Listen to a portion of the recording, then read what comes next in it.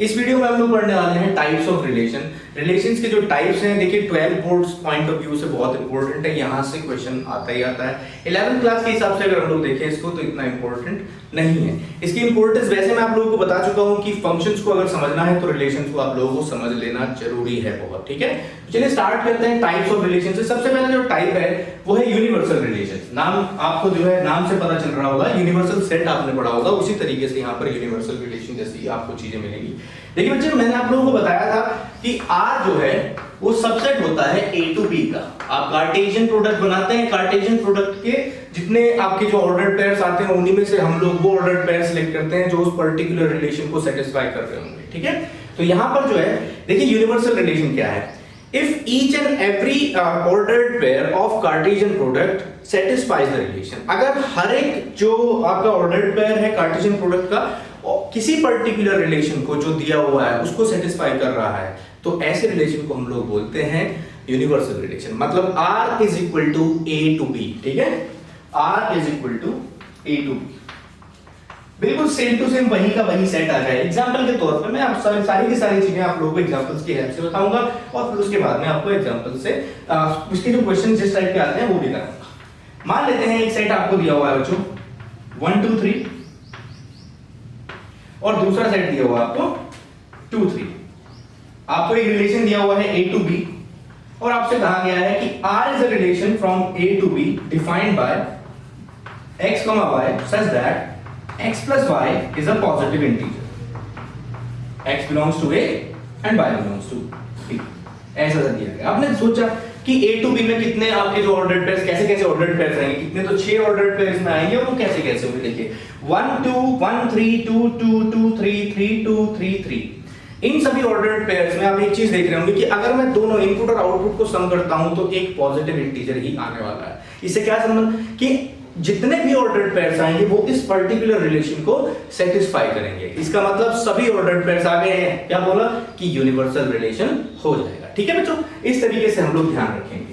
Anti relation क्या होता है? एंटी रिलेशन नल रिलेशन या वॉइड रिलेशन। देखिए बच्चे, जिस तरीके से मैंने बोला आपके कि हर एक अगर ये सेटिस्फाई कर जाता है तो यूनिवर्सल, अगर एक भी सेटिस्फाई नहीं करता है, एक भी ऑर्डर्ड पेयर उस पर्टिकुलर रिलेशन को सेटिस्फाई नहीं कर रहा है, तो ऐसे रिलेशन को हम लोग बोलते हैं नल रिलेशन, वॉइड रिलेशन या एम्प्टी रिलेशन। एग्जांपल के तौर पे यहीं पर अगर ये चीज दी हुई होती बच्चों आप लोगों को कि A is that particular set, B is that particular set, R is a relation from A to B defined by x, y such that x plus y is a negative integer। अगर वो एक negative number आ रहा है तो क्या होगा, ऐसा इस रिलेशन को सेटिस्फाई करेगा। तो हमने देखा कितने ऑर्डर्ड पेयर्स, अभी 6 के 6 ऑर्डर्ड पेयर्स देखे, उनका सबका सम हमने पाया कि सभी का सम एक पॉजिटिव इंटीजर आ रहा है, इसलिए एक भी ऑर्डर्ड पेयर उसको सेटिस्फाई नहीं करेगा। ऐसी सिचुएशन में हम लोग रिलेशन को बोलते हैं बच्चों कि रिलेशन है एम्प्टी रिलेशन और इसको डिनोट किया जाता है फाई से। जिस तरीके से सेट में डिनोट किया जाता था, ये phi R is equal to phi आपके सामने आ जाएगा, ठीक है बच्चों। तो एम्प्टी रिलेशन और नल रिलेशन इस तरीके से ये आ जाएगा, ठीक है। अब आगे हम लोग बढ़ रहे हैं आइडेंटिटी रिलेशन। आइडेंटिटी रिलेशन कुछ इस तरीके से समझिएगा, if only A, A belongs to R, अगर रिलेशन के अंदर में केवल और केवल A, A ही हैं, मतलब कहने का कि इनपुट और आउटपुट जिनमें सेम है वही है, तो ऐसे रिलेशन को हम लोग बोलते हैं आइडेंटिटी रिलेशन। एग्जांपल के तौर पे बच्चों मान लेते हैं एक सेट आपको दिया हुआ है 1 2 और R is a relation on A defined by, ऐसा दे दिया जाए या मैं कह दूं R एक ऐसा रिलेशन आ रहा है मेरे सामने 1 और 2 2। देखिए आप देख पा रहे होंगे इस रिलेशन के अंदर में केवल और केवल वही ऑर्डर्ड पेयर्स हैं जो जिनमें इनपुट और आउटपुट दोनों बराबर हैं। ऐसी सिचुएशन अगर हमारे सामने आती है तो हम ऐसे रिलेशंस को बोलते हैं आइडेंटिटी रिलेशन। आप लोगों ने ये पढ़ा भी होगा कि आइडेंटिटी, चलिए फंक्शंस में आप लोगों को बता ये दिखाऊं ना बच्चों, मैं थोड़ा आगे पहुंच गया। y is equal to x, ऐसी सी एक अगर स्ट्रेट लाइन बनकर के आती है तो जो भी इनपुट आपने दिया वही आपका आउटपुट आ जाएगा, तो सेम टू सेम। ऐसे फंक्शन को भी हम लोग क्या है आइडेंटिटी फंक्शन बोलते हैं, आगे हम लोग पढ़ने वाले हैं। तो आइडेंटिटी रिलेशन में ये रखेंगे जो इनपुट दिया वही अगर आउटपुट मिल जाता है, तो ऐसी सिचुएशन केवल और केवल वही और कोई ऑर्डर्ड पेयर इसके अंदर में नहीं है, ठीक है बच्चों। नेक्स्ट हम लोग पढ़ने वाले हैं रिफ्लेक्सिव। रिफ्लेक्सिव रिलेशन को हम लोग समझेंगे बच्चों। रिफ्लेक्सिव रिलेशन क्या होता है? जैसा मैंने बताया, if only a, a belongs to r, तो वो आइडेंटिटी रिलेशन। रिफ्लेक्सिव में क्या होता है कि a, all a must be in r, सारे के सारे a, r में जरूर होने चाहिए। उसके अलावा क्या है, हम लोगों को फर्क नहीं पड़ता, ठीक है, लेकिन सारे a to a होने चाहिए उसके अंदर। मैं एग्जांपल के तौर पे आप लोगों ने लिया, एक सेट है 1 2 3, आपको r दिया हुआ है रिलेशन ऑन a, कुछ इस तरीके से r इज इक्वल टू 1, 1, 2, 2, 3, 3 और 1, 2, ऐसा, ठीक है। आप लोगों ने देखा कि क्या सभी जितने भी, देखिए, और ध्यान, मैंने क्या बोला आपसे कि सारे के सारे, मतलब 1 है इसमें, 2 है इसमें, 3 है इसमें, मतलब तीनों के तीनों अपने आप से रिलेट कर रहे हो, जैसे आप लोग यहां पर देख पा रहे होंगे 1 1 2 2 3 3। अगर ऐसी सिचुएशन आती है तो ये एक रिफ्लेक्सिव आपका जो रिलेशन है वो बन करके आएगा। बच्चों मैंने बोला आपसे कि सारे होने चाहिए। सपोज कीजिए अगर ऐसा होता 1 1 2 2, केवल ऐसा होता, तब ये रिफ्लेक्सिव रिलेशन नहीं है, क्योंकि एक एलिमेंट ऐसा रह गया है जो कि खुद से रिलेट नहीं कर रहा होगा यहाँ पर, ठीक है। इस चीज को हम लोग ध्यान रखेंगे। समझ आए आपको? बिल्कुल एकदम आ गया होगा मेरे ख्याल से। अगर ये सारे के सारे केवल और केवल यही हो, तो आप लोग देख पा रहे होंगे कि भाई ये रिफ्लेक्सिव रिलेशन तो होगा ही होगा, आइडेंटिटी रिलेशन भी ये बनकर के आया। तो हर एक, जो मैं ये कहना चाहता हूं कि अगर रिफ्लेक्सिव है तो वो आइडेंटिटी रिलेशन जरूरी नहीं है हो, लेकिन अगर एक आइडेंटिटी रिलेशन बनकर के आ रहा है और सभी के सभी एलिमेंट ऐसे आ रहे हैं, तो वो एक रिफ्लेक्सिव रिलेशन हो सकता है, ठीक है बच्चों। तो इस तरीके से हम लोग रिफ्लेक्सिव को समझने की, मेरे ख्याल से आप लोग समझ गए होंगे, समझने की कोशिश नहीं, ठीक है। अब हम लोग देखते हैं बच्चों सिमेट्रिक रिलेशन को। सिमेट्रिक रिलेशन क्या होता है? देखो बच्चों, सिमेट्रिक रिलेशन ऐसे समझिएगा कि अगर किसी रिलेशन के अंदर में a, b प्रेजेंट है और b, a भी है, b, a भी है, and b, a also there is also there in the relation, ठीक है। ये चीज हम लोग ध्यान रखें।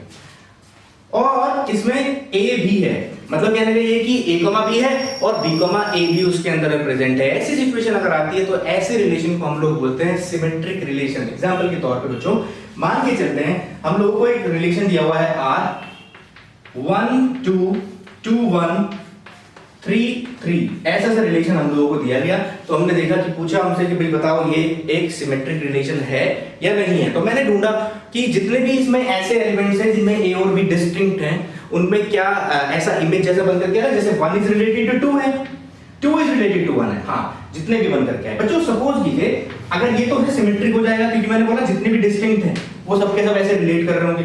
अगर ऐसा हो जाए 1 2 2 1 और 3 2 हो जाए, तो ये तो इससे रिलेट कर रहा है, यहाँ पे इसके जो है इमेज भी बनकर के आ रहा है इस तरीके से, लेकिन 3 2 3 रिलेट कर रहा है 2 से, जबकि 2 3 से ऐसे रिलेट नहीं कर रहा। मतलब 2 3 भी होना चाहिए था अगर इसको हम लोगों को सिमेट्रिक रिलेशन बनाना था तो, ठीक है बच्चों। आप लोग समझ गए होंगे कि किसी भी रिलेशन के अंदर में अगर a, b और b, a है, सभी के सभी एलिमेंट्स, तब हम ऐसे रिलेशन को बोलते हैं सिमेट्रिक रिलेशन, ठीक है बच्चों। और ये बात मैं जो उस्ताद ने बोली आपको कि डिस्टिंक्ट एलिमेंट की बात कर रहे हैं हम लोग, अलग अलग की, ओके। आगे बढ़ते हैं। अब आती है बात बच्चों ट्रांजिटिव रिलेशन।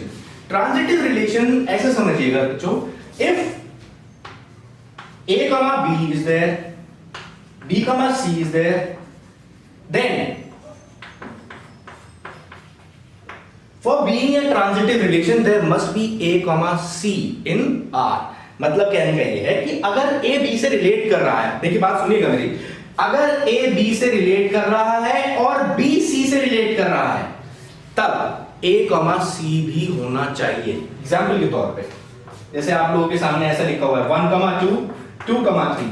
अभी ये ट्रांजिटिव नहीं है क्योंकि a 1 2 से रिलेट कर रहा है, 2 3 से रिलेट कर रहा है, लेकिन 1 3 से नहीं कर रहा। अगर इसको ट्रांजिटिव बनाना था हमको, तो हमें चाहिए था 1 3, ठीक है बच्चों। आप लोग समझ गए होंगे मैं क्या कहना चाह रहा हूं। अगर ऐसा हुआ, बात यहां पर नोट करने वाली क्या रहेगी, मैं आप लोगों को बता देता हूं बच्चों, कि अगर a b से रिलेट कर रहा है और b फर्दर किसी और से रिलेट नहीं कर रहा है,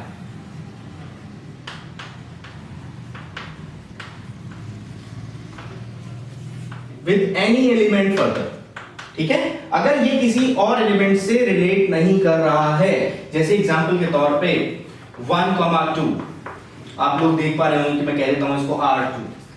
1,2 आपके सामने लिखा हुआ, आपने देखा कि A B से रिलेट कर रहा है, लेकिन B C से मतलब किसी भी एलिमेंट से आगे रिलेट नहीं कर रहा है। ऐसी सिचुएशन में हम लोग रिलेशन को एक ट्रांजिटिव रिलेशन मान करके चलते हैं, जैसा मैंने आपको बताया इसकी डेफिनेशन में कि अगर A B से रिलेट कर रहा है और B C से रिलेट कर रहा है तो ट्रांजिटिव होने के लिए हम लोगों को A को मतलब A C से रिलेट करना चाहिए। अगर B किसी से आगे रिलेट ही नहीं कर रहा है तो हम लोगों को उसकी जरूरत नहीं है। इस तरीके से बच्चों रिफ्लेक्सिव, सिमेट्रिक और ट्रांजिटिव रिलेशंस को हमने समझा। और अगर कोई relation at the same time reflexive है, सिमेट्रिक है और ट्रांजिटिव भी है, ऐसे रिलेशंस को हम लोग बोलते हैं बच्चों इक्विवेलेंस रिलेशन। ठीक है, ये बात याद रखेंगे हम लोग। If a relation is reflexive, symmetric and transitive at the same time, it is known as an equivalence relation। ठीक है, तो ये बात हमारे लिए बहुत इंपॉर्टेंट हो जाएगी। अब आगे बढ़ते हैं हम लोग कि एंटी सिमेट्रिक क्या होता है। देखिए एंटी सिमेट्रिक को आप नाम से समझ रहे होंगे कि जो सिमेट्रिक नहीं है, इसमें केवल और केवल जो इमेज वाले जो एलिमेंट्स हैं वो केवल और केवल वही लाई कर सकते हैं जिसमें ए और बी बराबर हो। जो मैंने कहा था कि डिस्टिंक्ट होना चाहिए, ऐसा जो मैंने बोला आपसे। अब हम लोग इस पे कुछ एक सवाल देखेंगे, सवाल से हम लोग समझने की कोशिश करेंगे। मैं कुछ एग्जांपल दिख रहा हूं, हम लोगों को उसमें से ये चेक करना होगा कौन सा रिफ्लेक्सिव है, कौन सा सिमेट्रिक है, कौन सा ट्रांजिटिव है, कौन इक्विवेलेंस रिलेशन है, कौन एंटी सिमेट्रिक जो है बन करके आता है, या कोई नल बन करके आता है या नहीं। उससे फिर हम लोग जो है उसका डोमेन और रेंज भी पता करने की कोशिश करेंगे। जैसे भी ये जितने भी एग्जांपल्स हो सकते हैं उनको करने की हम लोग कोशिश करेंगे और चीजों को समझने की कोशिश करेंगे। तो चलिए मैं कुछ एक रिलेशन ले लेता हूं। R1, ये सभी जितने भी मैं रिलेशन लिख रहा हूं ये ऑन A है बच्चों, और A दिया हुआ है हम लोगों को 1, 2, 3, 4। ऐसा सा मान लीजिए आप लोगों को A दिया हुआ है। R1 आप लोगों को दिया हुआ है कुछ इस तरीके से 1, 2, 2, 1, 3, 2, कुछ इस तरीके से दिया हुआ है। फिर हमने देखा R2 देखा 1, 1, 2, 2।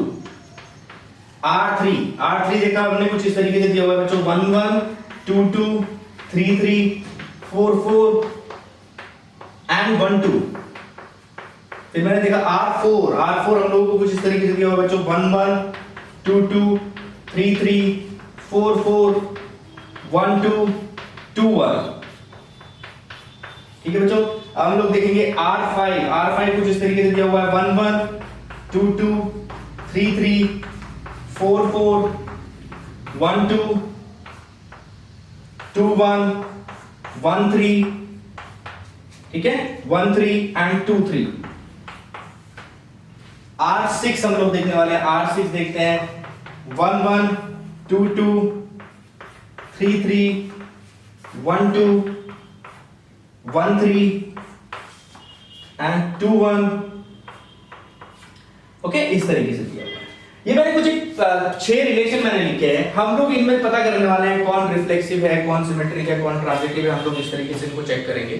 ठीक है, अभी ये एक एलिमेंटल सेट आपको दिया हुआ है, फाइनाइट सेट आपको दिया हुआ है, उससे हम लोगों को ये चेक करना है। और ये बहुत आसान चीज है, इसको देखते हुए चलेंगे।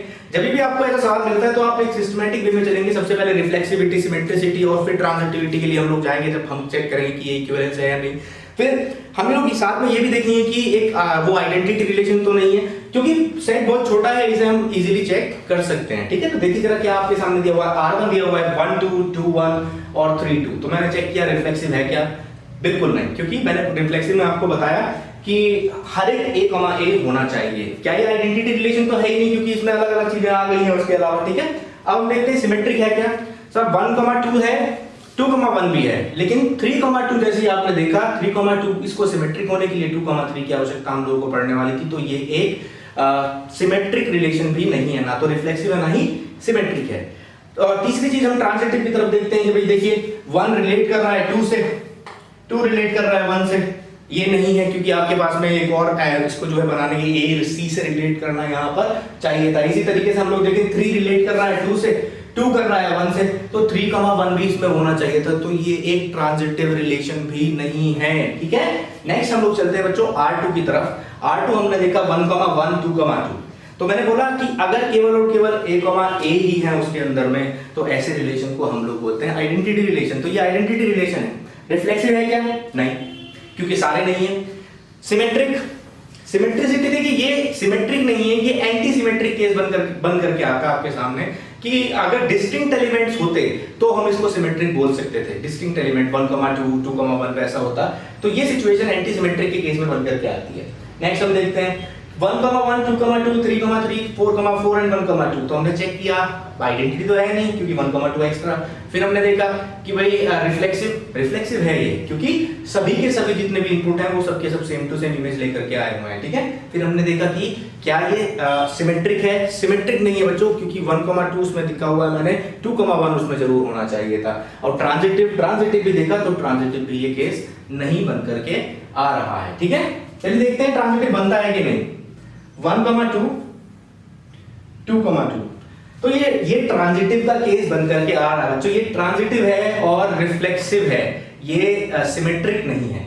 R4 हम देखेंगे, R4 को देखते हैं, रिफ्लेक्सिव है, ट्रांजिटिव है, R4 सॉरी रिफ्लेक्सिव है, सिमेट्रिक भी है और ये ट्रांजिटिव भी है। देखिए 1 रिलेट कर रहा है 2 से, 2 कर रहा है 1 से, 2 कर रहा है 1 से, 1 कर रहा है 2 से, 2,2, 1,1 इज ऑलरेडी देयर, ठीक है। R5 हम लोग देखते हैं बच्चों, R5 में रिफ्लेक्सिव देखा, yes, symmetric, yes it is, and transitive के लिए आपको थोड़ा धैर्य रख करके चेक करना पड़ेगा। देखिए 1,2, 1 2 से रिलेट कर रहा है, 2 1 से कर रहा है, 1 1 इज देयर, ठीक है। 2 1 से कर रहा है, 1 3 से कर रहा है, 2 3 इज देयर।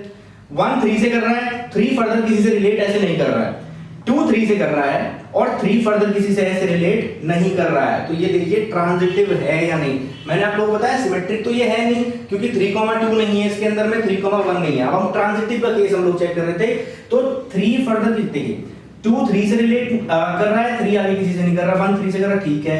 1 2 1 1 देयर, 2 3 इसमें है, ये ट्रांजिटिव है बच्चों, ट्रांजिटिव बन करके आ रहा है, लेकिन ये एक सिमेट्रिक रिलेशन नहीं है, बल्कि ट्रांजिटिव तो है, जबकि ट्रांजिटिव तो है। आगे बढ़ते हैं R5 की तरफ हम लोग देख रहे हैं बच्चों। R5 क्या एक रिफ्लेक्सिव रिलेशन है? नहीं, क्योंकि इसमें 4,4 नहीं है। क्या ये सिमेट्रिक रिलेशन है? नो, क्योंकि इसमें 3,1 नहीं है। अब हम देखते हैं ट्रांजिटिव के लिए, 1 2 से रिलेट कर रहा है, 2 1 से रिलेट कर रहा है, 1 1 है, 1 3 से रिलेट कर रहा है, 3 फर्दर किसी से रिलेट नहीं कर रहा है, 2 1 से कर रहा है, 1 3 से कर रहा है, 2 3 की आवश्यकता, 2 3 नहीं है, इसका मतलब ये ट्रांजिटिव नहीं है। ठीक है बच्चों, आप लोग समझ गए होंगे reflexivity, symmetricity and transitivity for a finite set. Finite set के लिए हम लोग इस तरीके से इसको चेक करते हैं। ओके, अब हम लोग बढ़ते हैं आगे। जो अगर इनफाइनाइट सेट हमें दिए हो तो उनके करने का तरीका क्या है रिफ्लेक्सिव, सिमेट्रिक और ट्रांजिटिव में। तो बच्चों ध्यान रखेंगे हम लोग, इनफाइनाइट सेट का जो केस बन करके आता है, इसी पे सवाल आप लोगों के बन करके आते हैं। जैसे R is a relation on Z defined by R is equal to A, B such that A minus B is an even integer। ये एक even integer है where A, B belongs to Z। तो देखेंगे हम लोगों को check करना है whether it is reflexive, symmetric और transitive। ऐसी सिचुएशन में हम लोगों को चेक करने के लिए मिलेगा बच्चों, सिंपल तरीका है, बिल्कुल आप लोग ध्यान रखेंगे। क्योंकि ये एक इनफाइनाइट सेट है तो हम हर एक ऑर्डर्ड पेयर को ऐसे चेक नहीं कर सकते हैं। तो इसको जो हमें चेक करना होगा वो बिल्कुल जो रियल नंबर सिस्टम है उसके हिसाब से हम लोग इसको चेक करते हुए चलेंगे। ठीक है, जो एनालिसिस आप लोग आगे पढ़ने वाले भविष्य में जाकर के उस चीज को हम लोग यहाँ पर फॉलो करते हुए चलेंगे। चीजें वही रहेंगी, हम लोग सबसे पहले रिफ्लेक्सिविटी चेक करेंगे, फिर सिमेट्रिसिटी चेक करेंगे और फिर ट्रांजिटिविटी चेक करेंगे। अगर वो तीनों आ जाता है तो वो एक इक्विवेलेंस रिलेशन कहलाएगा। चलिए स्टार्ट करते हैं। सबसे पहले हम लोग चेक करेंगे बच्चों रिफ्लेक्सिव। देखिए क्या तरीका है, आप लोग जानते हैं रिफ्लेक्सिव होने के लिए A, R के अंदर में होना चाहिए, हर एक A, every A, must be in R। अब उसको होने के लिए क्या जरूरी है, A minus B must be an even integer। तो चेक करते हैं भाई, देखिए क्या आएगा, A minus A 0 and 0 is an even integer। और अगर ये even integer है, this implies that every A, will be in R। चाहे वो 1,1 हो, चाहे वो 2,2 हो, चाहे 3,3 हो, 4,4 हो, 1,4 ऐसी, मतलब सॉरी 1,4 नहीं, सेम टू सेम है ना, 5,5 हो, 6,6 जितने भी होंगे वो सब के सब इस तरीके से इसमें लाइक करने वाले हैं। ओके, मतलब रिफ्लेक्सिव, इस तरीके से हम लोग इसको लिखेंगे। अब आती है बात सिमेट्रिक की। सिमेट्रिक। सिमेट्रिक में क्या बताया आपको कि अगर a कमा b है और b कमा a भी है, तब हम लोग कहेंगे कि जो रिलेशन है वो सिमेट्रिक होता है। अब एग्जांपल के तौर पे आ जाइए साहब, चलिए चेक करते हैं। मान लीजिए a कमा b है, तो ये क्या कहेगा हमसे कि a कमा b अगर है तो modulus a minus b will be an even integer. मैं कहता हूं 2n। अच्छा बच्चों, हम लोग जानते हैं कि मॉड्यूलस x और मॉड्यूलस माइनस x दोनों बराबर हैं, तो इसका मतलब मैं क्या लिख सकता हूं इसको, b minus a will be equal to 2n। अच्छा, इसको मैं कह देता हूं फर्स्ट और इसको कह देता हूं सेकंड। तो यहां से हम लोग क्या कह सकते हैं, हम लोग कह सकते हैं कि फर्स्ट, देखिए ये भी 2n है, ये भी 2n है, ये दोनों बराबर हो जाएंगे। तो यहां से भी देखते हैं ये वाली चीज क्या है, इवन इंटीजर ही तो है। और अगर ये भी इवन इंटीजर है तो this implies that b a will be in r। Simple चीज, बिल्कुल एकदम। तो इस तरीके से हमने क्या कह दिया कि अगर कोई भी a b अगर होगा तो वहां b a भी होगा ही होगा। जैसे एग्जांपल के तौर पर 1,5 लिखा आपने देखा कि दोनों का डिफरेंस जो है वो एक इंटीजर आ रहा है, मॉड्यूलस अगर कर दें उसका जो है क्या है, वो एक पॉजिटिव इंटीजर आ रहा है। अगर हम उसको उल्टा करेंगे तब भी पॉजिटिव रहेगा, मॉड्यूलस उसको पॉजिटिव कर देगा, ठीक है, पॉजिटिव इंटीजर ही रहेगा, even integer, sorry positive even integer रहेगा। तो कोई परेशानी हम अपने को नहीं है। अब हम बात करते हैं ट्रांजिटिविटी। बच्चों, ट्रांजिटिव के केस में भी आप लोग जानते हैं क्या करते हैं, ट्रांजिटिव के केस में क्या करते हैं हम लोग, कुछ इस तरीके से। आप लोगों को पता है ना ट्रांजिटिव कैसे क्या होता है, कि भाई अगर a b है और b c है तो इसको ट्रांजिटिव होने के लिए a c का होना जरूरी है, ठीक है। अच्छा, आपको पता दे दिया उसने कि a b is already there and b c is already there. तो अगर a b है तो हम लोग क्या कहेंगे बच्चों, a minus b modulus is equal to 2n कह देता हूं यहां पर, और b minus c modulus is equal to 2n। तभी तो रहे होंगे, अगर ये पॉजिटिव इंटीजर रहे होंगे तभी तो जो रिलेशन है उसके अंदर में आए होंगे, ठीक है, समझ रहे हैं आप लोग। तो जहां m और n जो है वो पॉजिटिव इंटीजर्स है, ठीक है। अच्छा, इसको फर्स्ट कहा मैंने, इसको कहा सेकंड। अच्छा, आप जानते हैं ये चीज तो आपने पढ़ी होगी ना कि भाई इसको मॉड्यूलस करेंगे तो ऐसा लिख सकते हैं हम प्लस माइनस 2n, और इसको भी लिख सकते हैं हम लोग प्लस माइनस 2n। अब इसको थर्ड कह दिया मैंने और इसको कह दिया फोर्थ, दोनों को ऐड कर दिया, दोनों को ऐड कर दिया तो क्या हुआ बच्चों, a माइनस c आ गया, प्लस माइनस 2 कॉमन ले लिया और m प्लस n आ गया। और इसको क्या लिख सकता हूं, a minus c modulus is equal to 2m plus n। आप लोग इसको एक इवन इंटीजर तो कहेंगे, भाई 2 अगर कॉमन आ रहा है तो इवन नंबर 2 से डिविजिबल नंबर जो है वो इवन नंबर है, ये पॉजिटिव थे दोनों पॉजिटिव ही आएगा, ठीक है। तो हमने यहां से क्या साबित कर दिया कि a माइनस c का जो मॉड्यूलस है वो भी एक पॉजिटिव इवन इंटीजर ही आएगा। आपने पाया कि जो मैंने रिलेशन दिया है आपको यहाँ पर वो एक सिमेट्रिक है, रिफ्लेक्सिव है और ट्रांजिटिव रिलेशन भी है। इसका मतलब ये एक इक्विवेलेंस रिलेशन है। तो बच्चों, जो इनफाइनाइट सेट है उन पर हम लोग इस तरीके से लिखते हैं ऐसे क्वेश्चंस को, ठीक है। अब कई सवाल आप लोगों को ऐसे मिलेंगे बच्चों जिनमें आप लोगों को एहसास हो जाएगा कि ये नहीं है, वो पर्टिकुलर चीज नहीं है।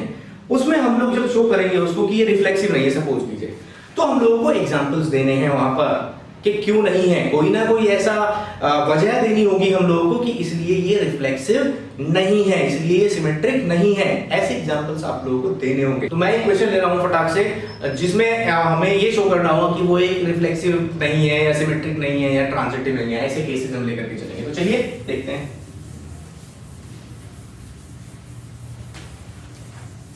सपोज कीजिए आप लोगों को एक क्वेश्चन दिया हुआ है कुछ ऐसा, R is a relation on R is a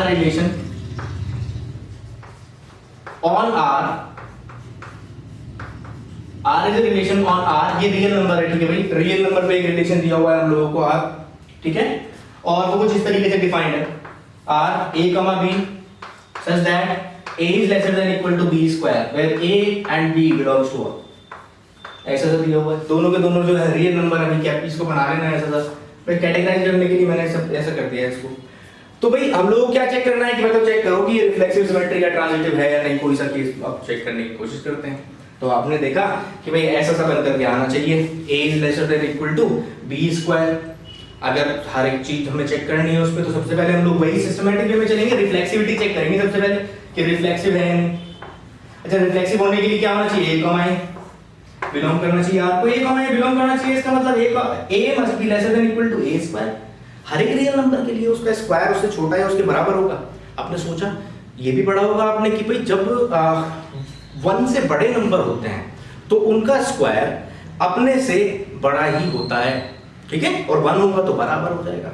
जैसे 1 है, 1 का स्क्वायर करेंगे तो 1 आ जाएगा, 2 है, 2 का स्क्वायर करेंगे तो 4 आ जाएगा, 3 का करेंगे तो ऐसा, या 2.5 का करेंगे तभी भी बड़ी वैल्यू आएगी। लेकिन 0 से 1 के बीच में क्या, 0 से 1 के बीच में जितने भी नंबर्स होते हैं अगर मैं उनका स्क्वायर करता हूं तो खुद से छोटी वैल्यूज आएंगी। बात समझ रहे हैं आप लोग, वो खुद से छोटी वैल्यूज आएंगी, नेगेटिव में भी आएंगी, वैसे ये वाली सिस्टम को सेटिस्फाई करेगा।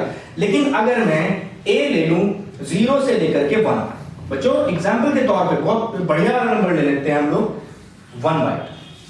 1/2 का स्क्वायर किया आपने 1/4, क्या ये इस कंडीशन को सेटिस्फाई कर रहा है? 1/2 is lesser than equal to 1/4? नहीं, गलत। 1/3 लिया हमने, 1/3 का स्क्वायर किया 1/9, क्या ये इस कंडीशन को सेटिस्फाई कर रहा है? बिल्कुल नहीं। तो ये वाली कंडीशन यहां पर खत्म हो जाती है। तो हमने क्या देखा अभी, every a, doesn't belong to R, सारे के सारे नहीं कर रहे हैं, उनमें से कुछ एक हैं, कुछ एक नहीं बल्कि इनफाइनाइटली मैनी है, क्योंकि इस बीच में बहुत सारे रियल नंबर्स होंगे जो इसको सेटिस्फाई नहीं कर रहे होंगे। तो ऐसी कंडीशन में ये एक रिफ्लेक्सिव रिलेशन है, वो नहीं होगा। हाँ, अगर ये z होता, अगर ये इंटीजर होता, तो इंटीजर के केस में ये वाले नंबर्स को हम लोग भूल जाते भाई, 1 2 3 4 0 -1 -1